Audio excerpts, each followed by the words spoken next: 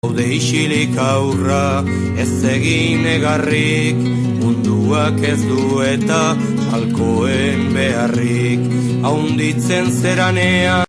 Guk, Goikez BHI-ko laugarren DBH-ko ikasleok liburuaren egun ospatzeko eskubide hauek aldarrikatu nahi ditugu. Ez irakurtzeko eskubidea. Orriak pasatzeko eskubidea. Liburu bat esamaitzeko eskubidea.